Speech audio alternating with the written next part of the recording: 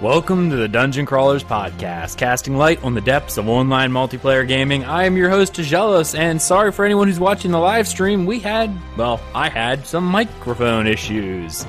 So I had to do a quick reboot there to get that back to where it needed to be, but we are here and we are ready to talk MMOs.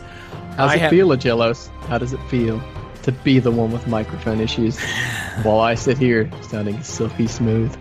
That silky smooth voice you hear is Asari, internet wordsmith over at MMOgames.com, MMORPG.com, Gamespace.com, and Tamriel Foundry, who dabbles in Twitch and YouTube. Everything in one place, AaronPenman.com. One breath. I'm pretty proud. Hooray! At some point, we do need to just do that like you're announcing royalty or a noble of some sort, you know? The Duke of MMOgames.com. Defender of a bubble of a gun. I love it. We should. But we're not going to this time because I need to practice that. I was actually kind of going for like the auction announcer there, you know. Oh yeah. Yeah, but it didn't quite work. Yeah, 3 articles over at MMORPG.com. Yeah, absolutely. We have a guest again. He was on our From the Ashes, our Ashes of Creation podcast, and we decided we're just going to drag him along for another show because he's a masochist, and he apparently hasn't run away screaming yet, so clearly he's a masochist. That's Saru. He will soon. I'm pretty hard to get scared of. Get what? I just lost my train of thought. I don't even know where I went. It's fine. I've kind of lost too. I get a little flustered after technical difficulties. Like I'm like, what do? I got to fix all this, and then I go back, and here we are. So, and hello, chat room. You guys are the best. Thank you for sticking with us during those minor issues as we got ourselves set together. And the cat went across my screen because that's what she does. She's more popular than I am at this point. No one wants to see me. They want to see the cat. So we're going to go ahead and talk about MMO news. And the big news is, Otakulypse Now. I love that title. It is the best title ever. All props to Asari for that one. So the first news topic we're going to hit is about EVE Online and the Otakulypse Now. EVE Online's latest war starts over anime? What? All right. So before we get into this, I'm going to kind of give a little bit of the backstory about how all of this started. It is both the stupidest and most amazing reason to start a war I think I've ever heard of in my life. And we had to cover it. So this all began several months ago in the Waffles Alliance. Okay? It's a private Discord channel they had. Now, before they started using Discord, they used other voice programs, TeamSpeak, Ventrilo, whatever you had that didn't really support sharing of images. But when they shifted over to Discord, they didn't realize that they were allowing a surprisingly large number of weebs, as I put my air quotes, being uncovered on the server.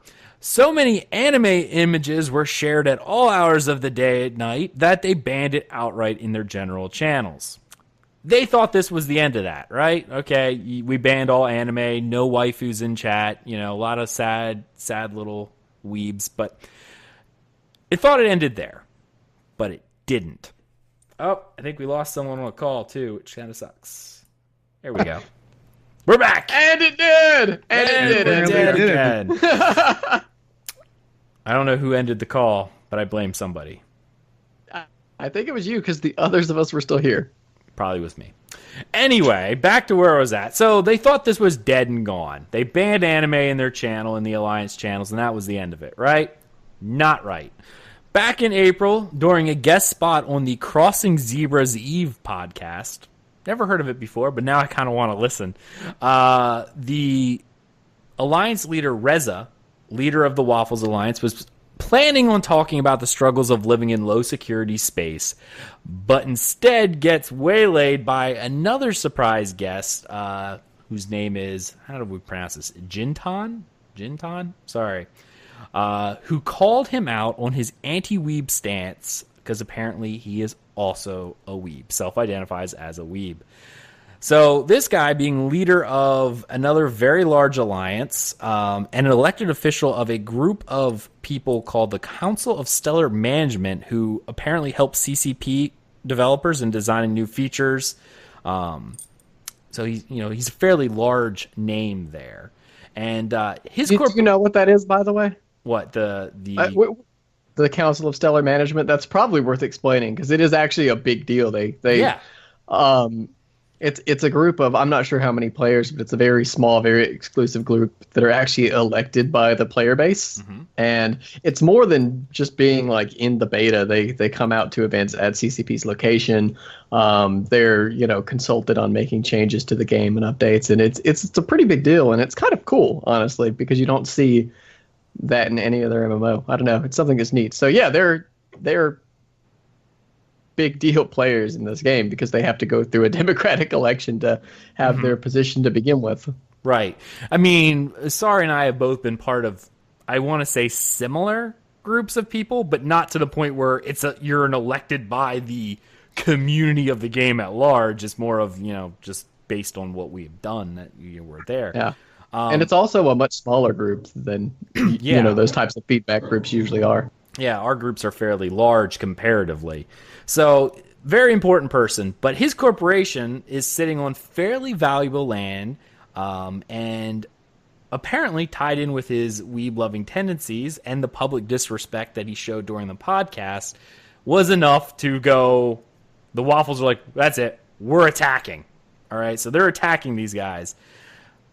Reza, the leader of the Waffles Alliance, then turns the weeb hate into a weapon and said anyone who kills this guy, this Jintan, 10 times and bring him 10 corpses, he will lift the ban on anime in the Discord channel. This kind of made a few people who were like, finally, it's blocked, kind of upset. So he goes, fine. Anyone who doesn't want it to come back, bring me 20 and I'll ban it permanently. This is just amazing to me. Like, absolutely freaking amazing. There is now a war going on that started over anime girls in chat. Eve is the best MMO. I actually reinstalled it recently, partially in part due to this. But other game developers have been trying to get me to care about their in-lore factions.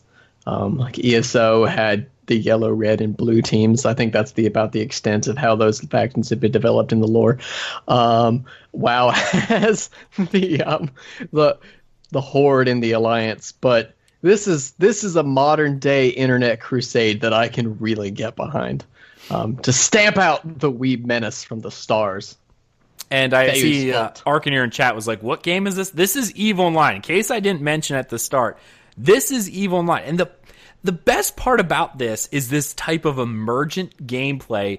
I can tell you, all of us, when we first started playing MMOs, at least some of our, imagined stuff like this. Like, this type of gameplay, and I see Telcar Gaming in chat said wars have been started over less in real life.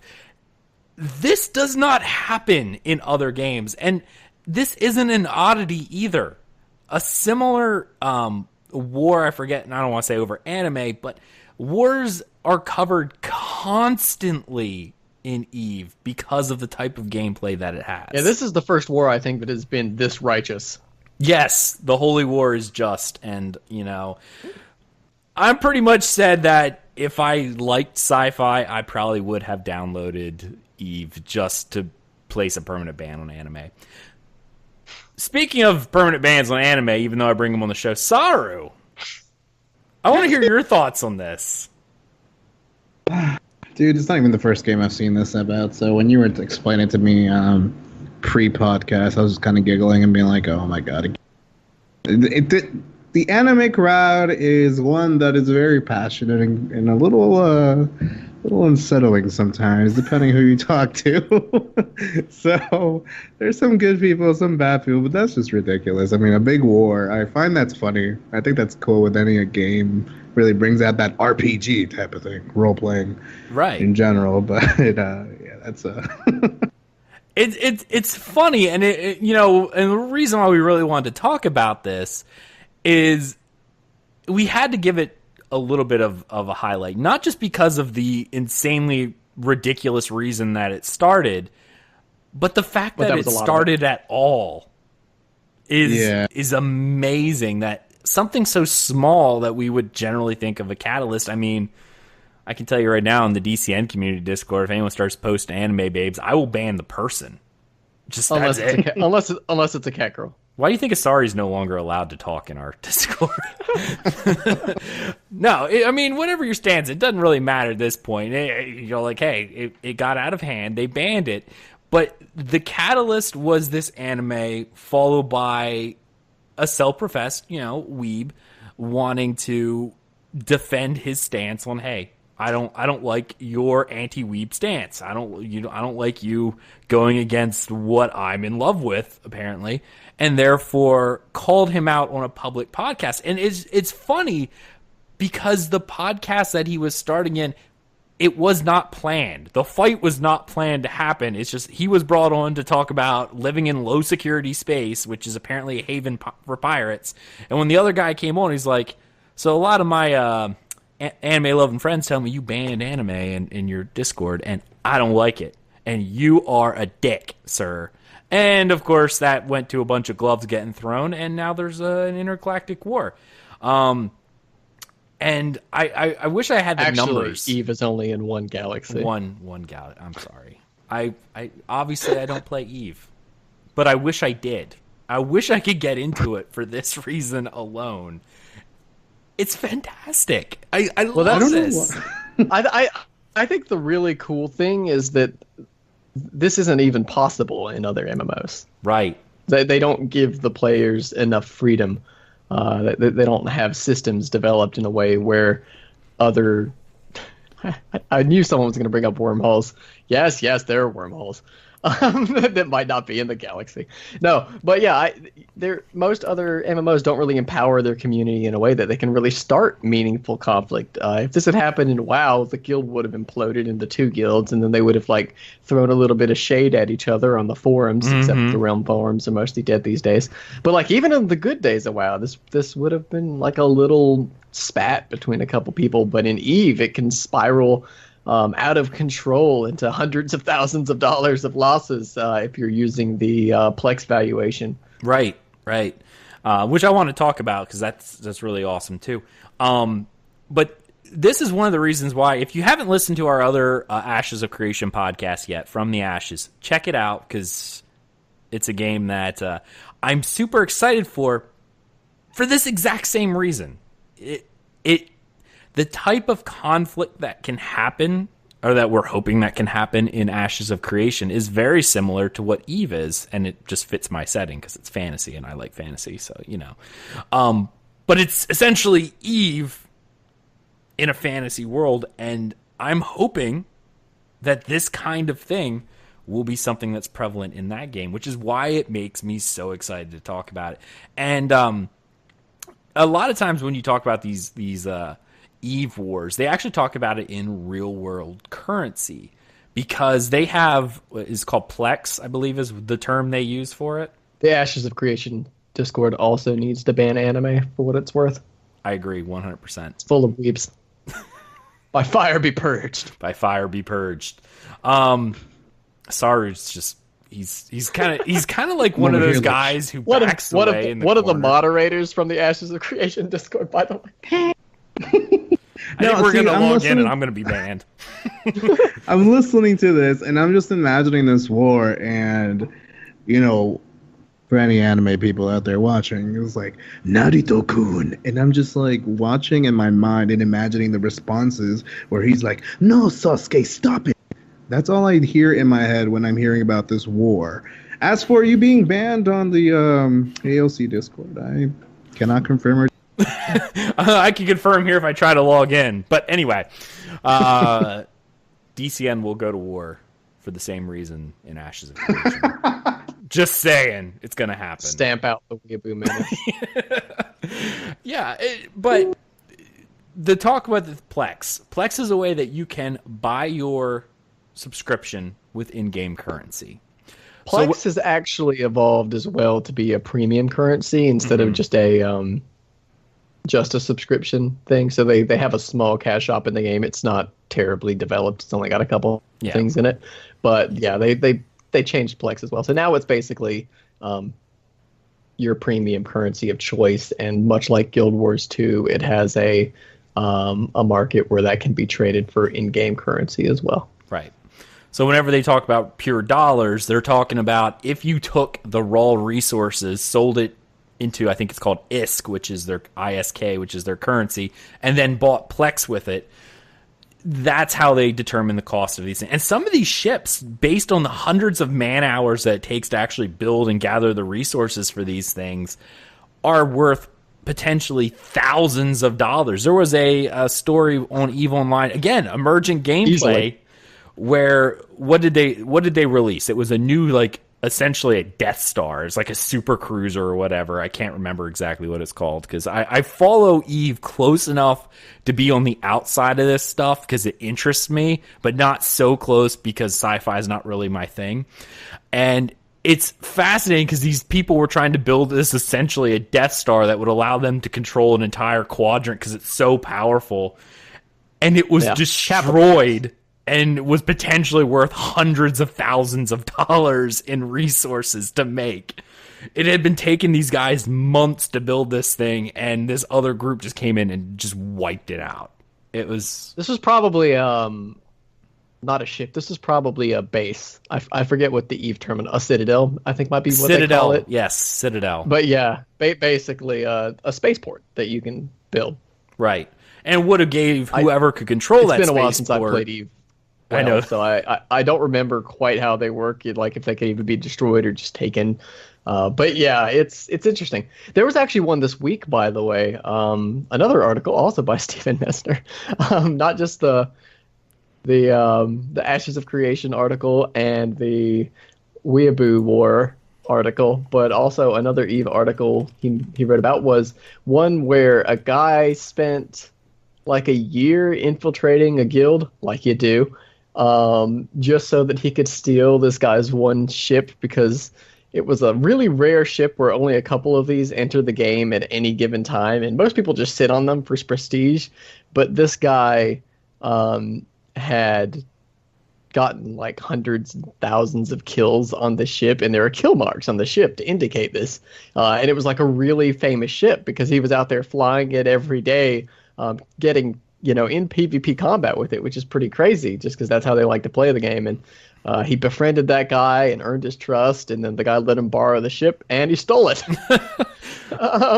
Arkin here in chat also, by the way, mentioned that sort of a heartwarming ending to that story, by the way, was that, but yeah, and again, it was worth just an insane amount of Plex because this was like a one-of-a-kind ship. But there was a heartwarming ending to the story, which almost never happens, where the guy sold the ship, and the guy who ended up buying the ship told the original owner, get me one of the same types of ship, but not one with all these kill marks, and I'll just give it to you. So he got his ship back, and he'll never trust anyone again. And it's funny you mention that because Arcaneer said in chat, and I've heard this one too. This was a big one. Guy got outed from his alliance, so he made a second account and spent years essentially crafting a fake personality and acting in the guild till he could climb up the ranks again, became like second in command of the same alliance he was kicked out of years before, and then started a war and got them all destroyed.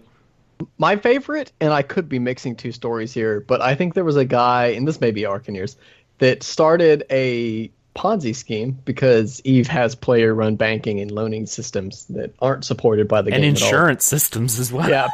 Well, the insurance, I think, is through the game, but like these are people actually creating banking systems out of nothing and managing by themselves. And this particular guy decided to do a Ponzi scheme, and he stole all the money after building this up for like a years. Put out a big video. It was like a big "fuck you guys" taking this game so seriously, and doing all this stuff. This is ridiculous. And then he took half of the money and bought the biggest, baddest ship he could possibly find, and then took the other half and put it to put a bounty on his own head, and then sailed off into the sunset. And that is my favorite Eve story. Taking this game so seriously, I spent years of my life crafting a personality to do this. I'm pretty sure you take it seriously. Yeah, but it's one of the only games where you can have that. Eve has a history on its subreddit. People have talked about, I think books have been written about things that happened in Eve. No other MMO really gives you the power to do that. Except for hopefully Ashes of Creation. I will say that one of the big things Eve has going for it is that it's single server. I think if you're sharding your servers, you're not going to be able to have that same shared history. It'll be cool on a small scale in Ashes of Creation, but Ashes and Crowfall, they're not going to be able to do quite the same thing. Albion Online is kind of the closest, I think. Right. Saru, do you have any points you want to add to that? To be honest, I'm not really sure. I mean, I'm not really sure what to add to that. I'm sorry. That's fine. I mean, it's obviously Asari and I are big. So what I do when I don't know what to say is I talk about Star Wars Galaxies. No. So you could talk about Blade and Soul. There you go. Blade and Soul is not my. It's not my backup. It really is. But I don't know. I mean, all I can really say is, there are some weird people out there, and I don't really have anything against the anime people. It's more like the people that really take it so seriously that they kind of perverse it, make it weird, and like there's the lolly girls, and then they make the lolly girl something else, and it's just, I don't know. There's like a line, and a lot of people tend to step over that line. I just think I don't know why people do that. People are weird on the internet, shit, even in real life, so I can't really say much. So, especially when you see my wonderful animated avatars. Which is why we were so glad to have you on here, because it just felt like you were that one guy who walks in, and you look around and go, oh, this is not where I park my car, and try to back out so slowly. Walk into like a biker bar or something, and you're, like all clean shaven, walk in and my favorite part though is how we have him placed for the video watchers perfectly, so that I can just look down on him the entire time. That's so mean. Nah, I mean, I don't know. People are weird, but yeah, that is definitely, you did an accurate description of how I basically am. I don't know. Sounds like I'm going to war with Saru at this point, apparently. So there's definitely, I would love to do our own little anime war in Ashes of Creation. Let's do it. It's gonna happen. We're gonna launch it. It'd be great. All right, so the Otakulypse Now. There it is. EVE Online's latest war starts over anime. Destiny 2 launches on PC, and in a surprise twist, it's coming to the Blizzard app. Yeah. Hey. First time that I know of that a non-Blizzard title lands on the launcher. Does this mark a trend for other Activision-owned titles to launch on this popular platform? Now, for those who don't know, Destiny is created by a company called, is it Bungie? Bungie? Yeah. Bungie, yeah. Bungie. They did Destiny 1, obviously, and they are owned by Activision, who is technically owns everything, including Blizzard. Now, what makes people raise the eyebrows of this is because the Blizzard app was originally the Battle.net app. It was all the Blizzard-related products, and it's always been the Blizzard-related products. This is not a Blizzard-created game. It is a game created by another studio that just so happens to be owned by Activision.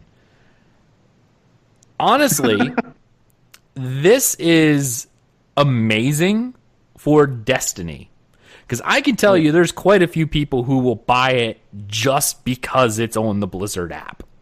If they can get that in-game Battle.net, even though they don't call it that, integration with the social features, I think that alone could be a huge, huge deal. Yeah. I mean, Heck, it even crossed my mind to get Destiny 2 just because it's on the Blizzard launcher. I want to buy it because the art is cool. Okay. I don't care about shooters and I'm terrible, but their art style is cool. The trailer was pretty neat. I kind of like the one guy, but anyway. Nathan Fillion. Yeah. Everybody likes Nathan Fillion. Yeah, he was entertaining to watch, and therefore it made me want to play Destiny. Give in. It is your destiny. Sorry. Bad, no buy Destiny. Yeah, it's what I'm hearing at this point, but I don't know. I don't know how I feel about this, only for the fact that the Blizzard games do have a charm to them. If Blizzard does one thing right, they do really good games. If Destiny comes out to be a flaming pile of garbage, does this negatively affect Blizzard? Even in almost like a subconscious way, going, oh yeah, I love their catalog, except for that one. Because how many people are going to differentiate Destiny 2 as, a Bungie product when it's facing them along with, World of Warcraft, Overwatch, Heroes of the Storm, Hearthstone, all those titles, which are all Blizzard, and then you see Destiny. Saru, thoughts? I don't know. It's weird, but it also brings a point where maybe all the Call of Duty games are also going on Blizzard from here on out. Yeah, that was said in the chat, and I loved it. Yeah. That's a horrible thing. Oh, and that's the precedent. Is that something that Activision's going to go? Who would push that on me? Yeah, who would push that on me? Well, apparently Activision. I'm going to uninstall all my Blizzard games if that happens, just so I don't have to see Call of Duty. I don't know, because Steam is a pretty good product. It's the most popular product for PC, but it's all right. It's okay. But Steam was really good 2 years ago. Well, yeah, the thing with Steam is Steam doesn't make games anymore. They're just a platform. No, it's true. Yeah. that was such a bad idea, by the way, because now every other publisher is making their own distribution platform, and Steam is left with shovelware. Exactly. That's the problem. That's why I laughed. And now we have frickin' 300 new clients we have to download every time. Although most of Steam's games are like anime dating simulators now, so I can see why you'd be into it. Listen here. We have to talk about this. No, but I don't know. I like Destiny when it first came out. I played a lot of it on the PS4, not on the PC, obviously. So I had lots of fun with the game, but I know what was that one patch? I don't know what patch it was. It was like the latest one, and everything changed, and the game was so much more fun and all that stuff. But I'm wondering, and it's always been kind of a conspiracy theory, man. It's maybe they never released it on PC because they knew of the limitations, and the game is really limited. It's a replayable game, obviously, because it's all you freaking do in the game is replay maps. But it makes you wonder. Yeah, I like the game, I really do, but it's really replayable. So I wonder what they're going to do different with Destiny 2. That's kind of made. I actually, let me say two things on that.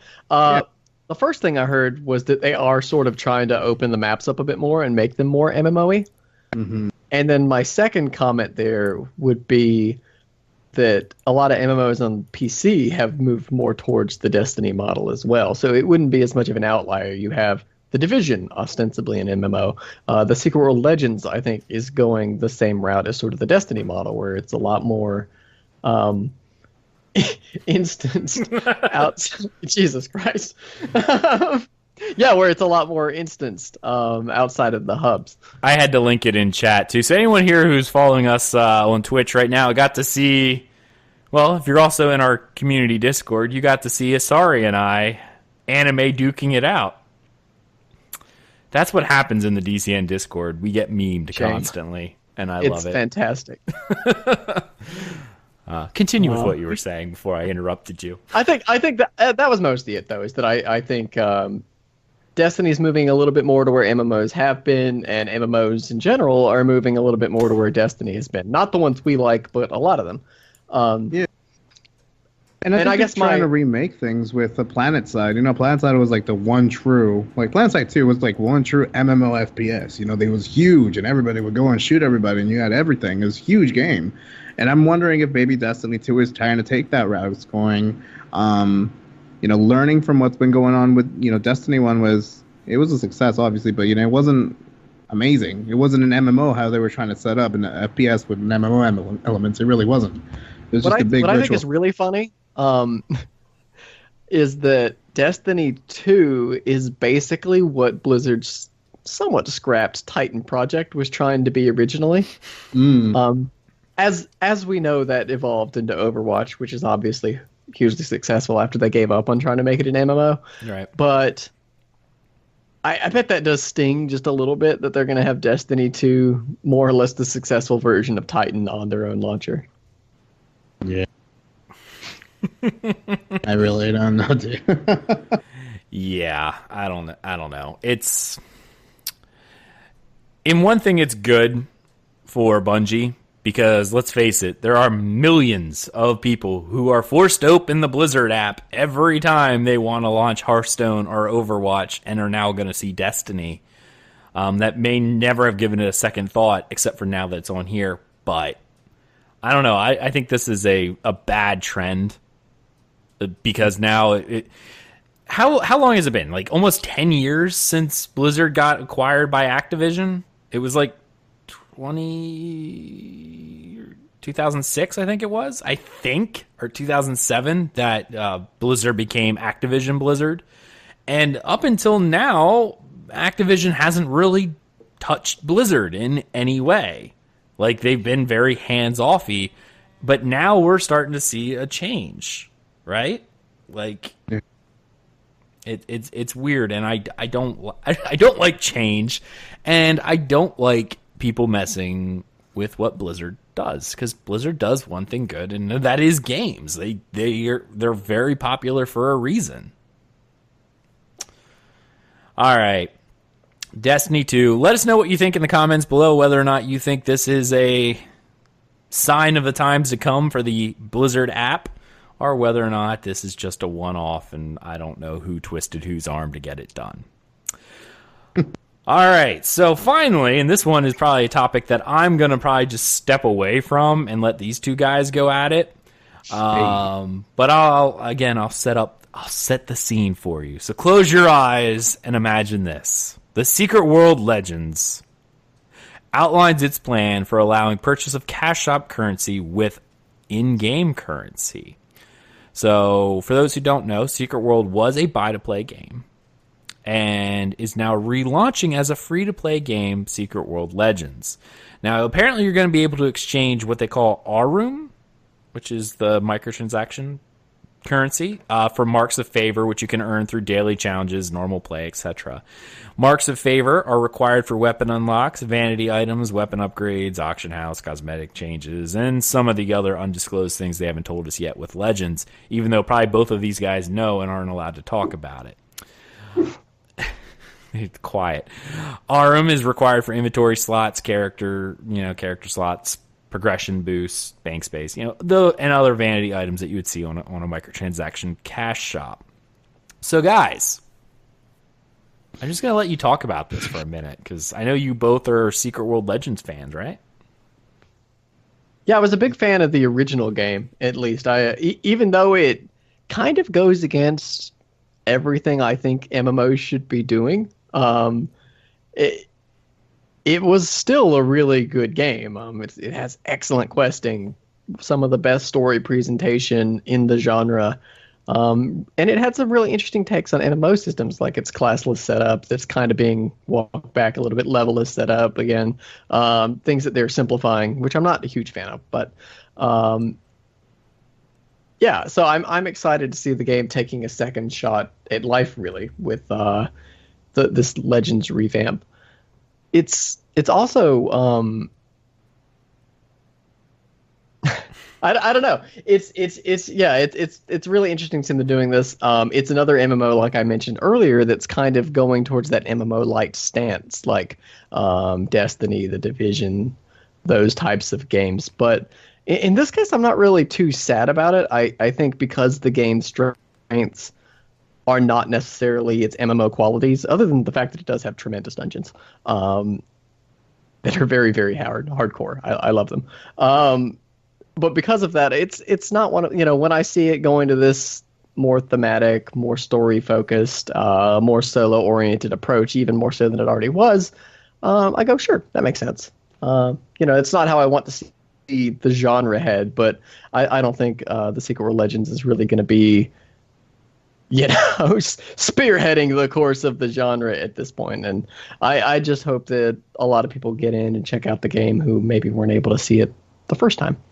Sure. Saru. Yeah, no, and I mean, Asari and I were like talking about it, I think earlier, before the podcast and everything, even earlier's podcast. I said, hey, the thing with the Secret World Legends, and first of all, it's Secret World Legends, not the Secret World Legends. The Secret World was a separate game, just letting you know. I stand corrected. I am sorry. Yeah, so it's Mea a separate... Koopa, Mea Koopa. I believe the official abbreviation for the game is SWOL. Yes, SWL, not TSW. No, SWOLE. It works like get swole. Oh no, you get swollen. Yep. Yeah, no, the game. I think Andy Bendit actually tweeted that. So the game's community manager. So you can blame him. I got that from him. It's official. Oh my goodness gracious. No, but the game. I don't know. I mean, I think the story has always been fantastic. I can't talk about the beta, which sucks, but sorry, we'll be able to in a couple of days. But I will shamelessly plug you myself. In there. Plug that in. I will have the game director and the community manager giving me a guided tour. And there will not be an NDA on that. So we're doing that tomorrow. I'm hoping to have YouTube and an article up for that. So I'll actually be able to talk about the beta at that point. So that should be really cool. Yeah. I mean, the combat's fun. Assuming, like, what I'm trying to say is, like, what I'm able to say, but, like, the combat's fun. It's more action. They showed it off, so I believe the proper way to do this is no value statements about whether or not it's fun, but you can say, I really like the direction they're taking the combat based on what they've shown so far. Based on what's been available on the internets, it looks pretty fantastic, everybody. I think but the combat, you guys may or not. The combat was something that received a lot of criticism from players who tried, and they've added a lot of diversity to it. I think diversity of builds has been brought down a little, which could be fine because it required pretty rigorous build optimization to be very good at the original game. But, like, you hit a brick wall fast. It was pretty funny. The original game, the combat was the one thing that turned. Yeah, they've added unique mechanics to each weapon type, and you have 2 weapons at any given time. So the one they tweeted out a short video highlighting today was the Elementalist, who has basically a heat bar. Whenever they cast a fire and lightning spell, this heat bar fills up a little bit. And the spell effects for those abilities actually changes when you're above 50%, which is really cool. Like the lightning turns red. And then you use cold abilities to cool yourself down. And if you fill the bar all the way up, it initiates a cooldown on its own that's kind of slow. So there's a heat management thing. And then you'll also have whatever the special mechanic is from your other weapon set as well. So. Yeah. Well, speaking on a more speculated point, I hope it it keeps with what the original Secret World had, where the storytelling was fantastic.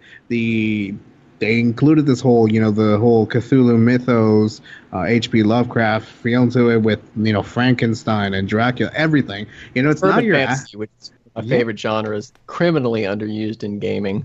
If you played Vampires the Masquerade Bloodlines, it feels a lot like that game. Down to the janky animations and all. No, I'm just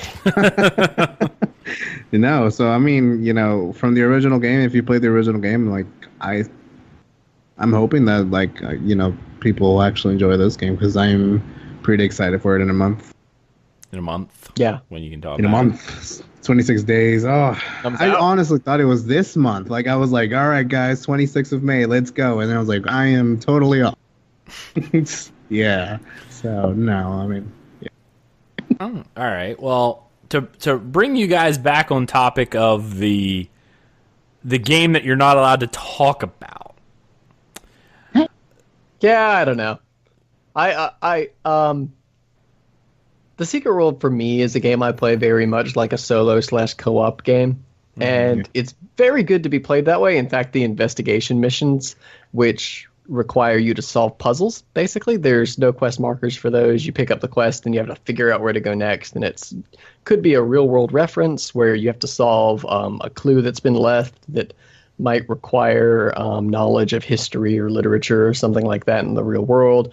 Or the most ridiculous one in the game, there was a portion where someone was like off in the distance blinking Morse code with their headlights or something like that, and you had to translate that to figure out where to go.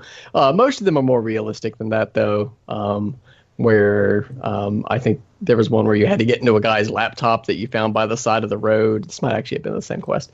And the way you do that is you end up going over, inspecting his body, you find his ID badge, you go in the real world, you tab out of the game, open your browser, and go to the website for that company, and then look up whatever the solution to his password hint was in his company bio. It's just cool stuff like that is really unique, really interesting, and really fun to do in a group. It's probably the most satisfying group questing experience I've ever had, just because it's sort of like a little mini ARG that you're going through. But because for me, I don't really care about like the PvP was always horrible. Like the battlegrounds didn't matter. I didn't really care that much about the progression in the dungeons and the raid. Did they add more than one raid? I think there's 2 raids now. Where it, the end game was such a small part of the way and I think most people played the game that I don't give a shit with how they monetize it. It's like a single player game to me. So I am glad that they're not selling story as DLC anymore. I did like at least that sort of incentivized the continued production of story content, but towards the last couple of months before they started Swole, that sort of tapered off and the story slowed down. So that apparently wasn't tenable with the level of funding they're getting. So they're making all of that free baseline to everybody. So cool. I don't know. It's good. You'll be able to just hop in, completely ignore the monetization, roll through the story, and maybe if they make the MMO portions, the end game, more compelling with this game as they continue developing it, there will be a point where monetization has an ability to affect what you're doing. But as far as I see Aram, it's just, they're going to put cosmetics in the cash shop just like they always have. And players will be able to generate gameplay hours for themselves by grinding to buy the cash shop currency on the exchange, or they'll be able to buy it with cash, which is fine. I think that fits this type of game really well. Right. I know Guild Wars 2 has exactly the same system. You could trade gold for gems that you can then use. In recent years, though, the exchange rate is just so wildly nuts. It doesn't seem, unless you've been playing for a very long time. Like I logged in the other day just to see, like, oh, I got a couple gold. Let's see how many gems I can get. It's like you can get 5 gems. It's like, considering I need 800 to do pretty much anything, So the thing about Guild Wars 2 is you have to know how to make money in the game, and it's not hard. It doesn't require that you haven't played the game for years. You just need to know where to farm. And which I don't. The exchange rate has always been really reasonable, actually, if you're able to farm effectively, which anyone really can, especially since the silverways come out. It's been so easy. But I need to follow you around. So for people that don't know, it can seem steep, but everyone is able to go in and make gold really quickly, and that's something that Guild Wars 2 actually has a couple economists on their team for, I believe. There's been almost no inflation in the game, really. It's been very, very minimal. They keep it in check pretty well, really surprisingly well, honestly, compared to how games like WoW do, where it's just... It's crazy, yeah. It's nuts between expansions. In conclusion, wrong. I stand corrected again. Wrong.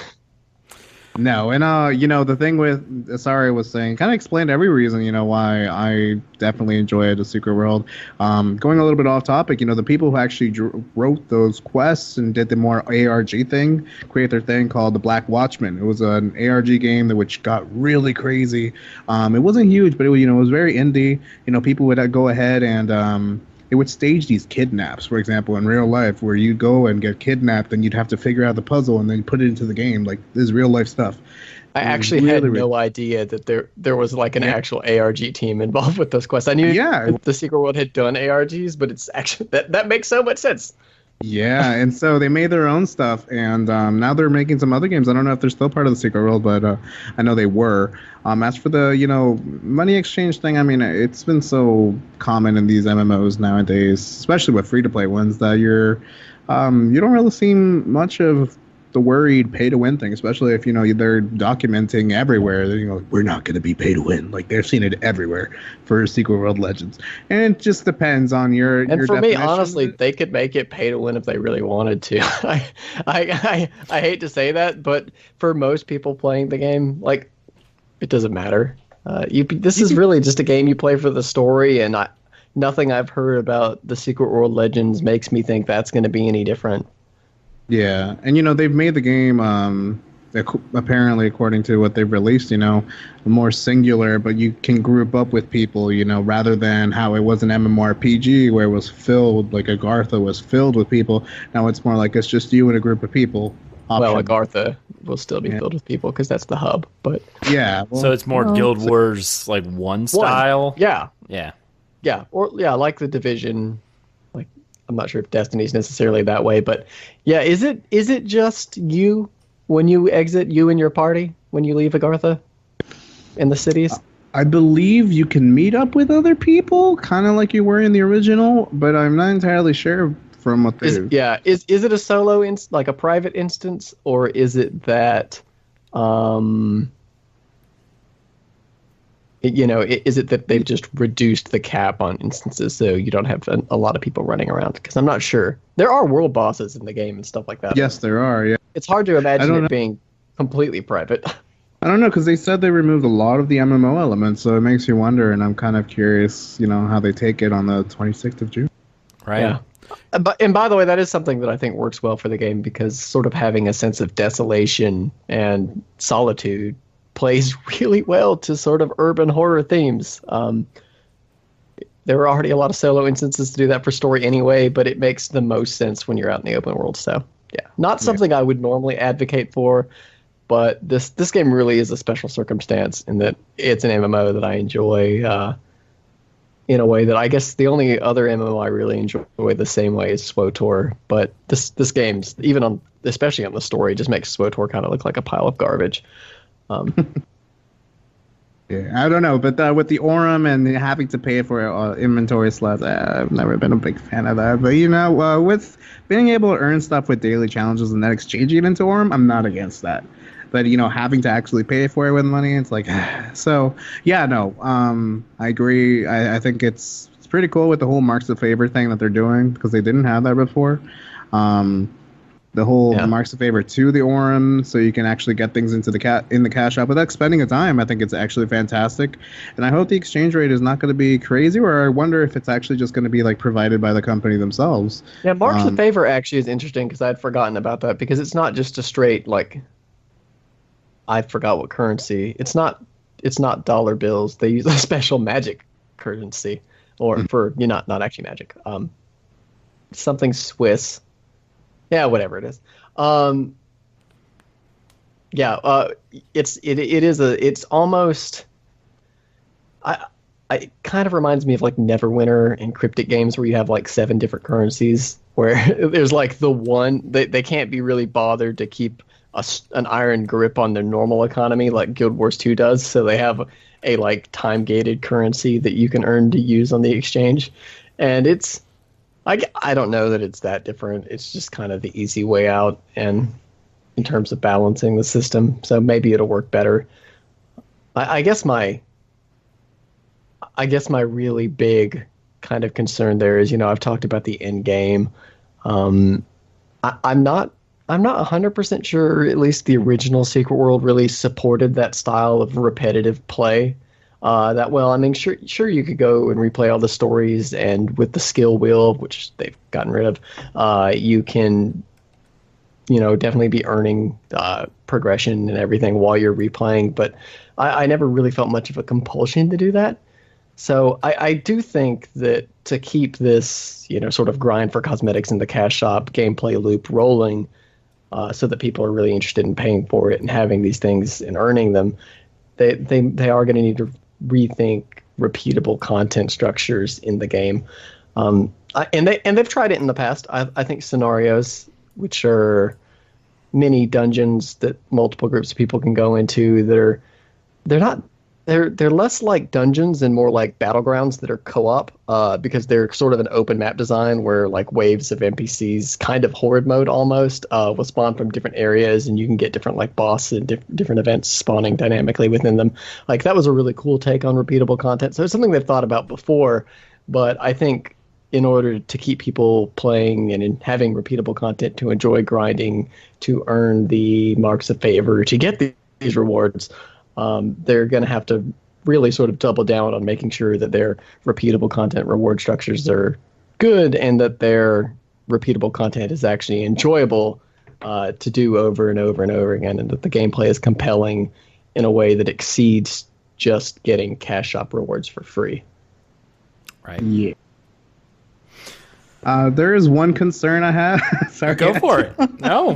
The thing is with the game is like how they're transforming into from an MMO into more of an action RPG with multiplayer aspects. A game that just recently came out that's hit pretty big news is Dauntless, and they do the exact same thing, but it's more like a monster world but an action RPG. Monster Hunter on PC is basically what it's called, right? With online, RPG elements.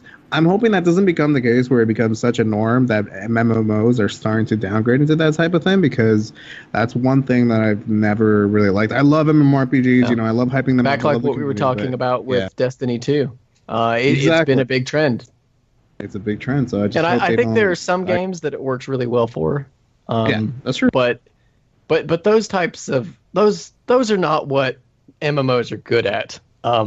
Let me just plug myself. I have an article and a YouTube video called "The Massive Identity Crisis" out there, and the YouTube video is pretty recent. Massively actually did an entire discussion piece based on this, and it's the idea that MMOs have a core competency that no other genre can touch, and that is that they bring thousands of players together into a persistent world space. That's because it's persistent, they can alter it. They can. And it's a persistent community of people, like the relations between those people, who your friends are, who your enemies are, the history you have with the world. No other genre of game besides an MMO can do that.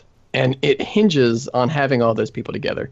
And MMOs like WoW have focused more and more and more over the years on taking those groups of players. You've still got 1,000 players on a server, but just breaking them up all the time and being like, okay, now we've got 5 people in a dungeon, and that's as many people as can go in there, or 10 people in a raid, 20 people in a raid, and 10 people in a battleground.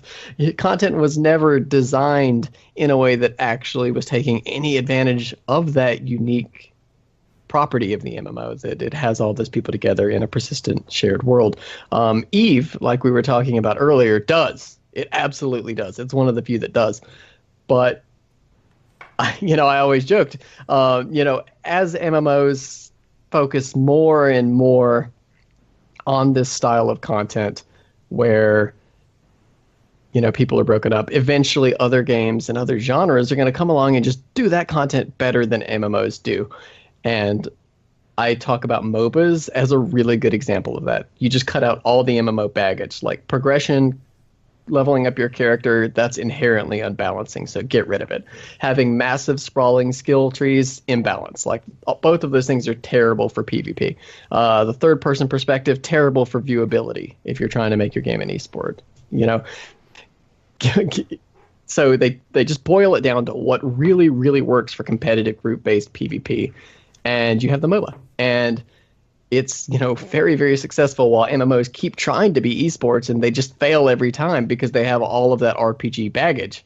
So, the more you focus on these small group pieces of content, saying MMO PvP is about groups of 4, groups of 10, groups of 15 players, fighting in instances, someone's going to come along and do that better.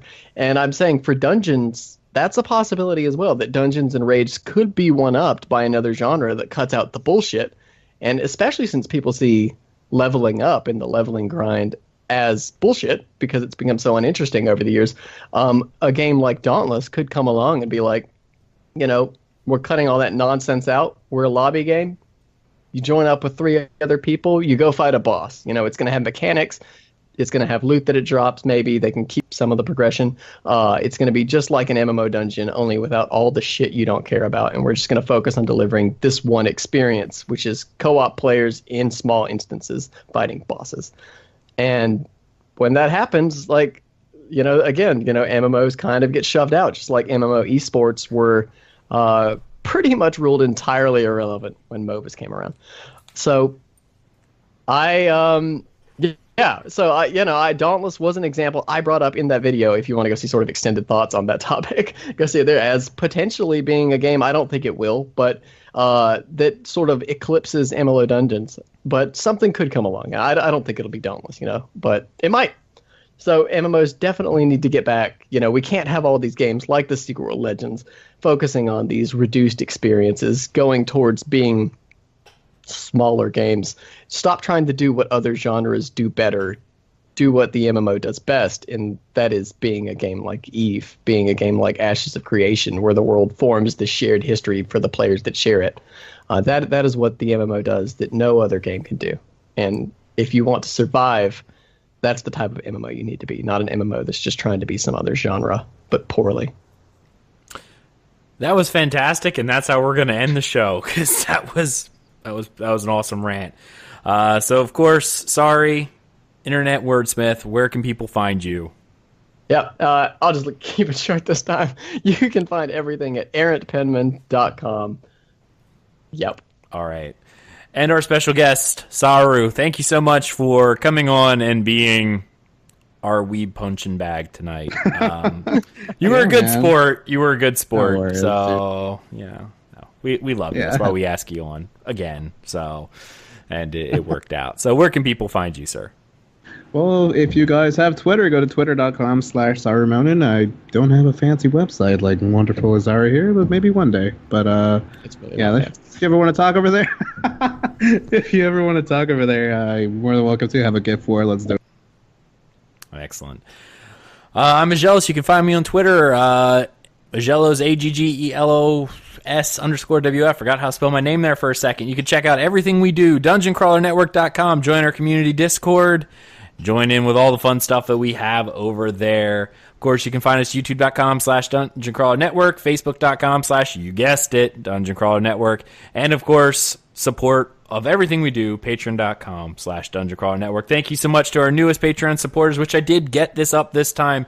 Neo Yoshi, Knight NYT, and Sammy Kohenin Doc is what I'm going to pronounce the name. Sorry if I pronounce wrong. Thank you so much for supporting us this month. You guys are the best. You keep us going, keep the torches lit, and of course, let us continue doing what I'd say we do best, but it's a low bar to set. Thank you so much for listening. We hope you enjoyed, and we will see you next time on the Dungeon Crawlers. See you later, everybody.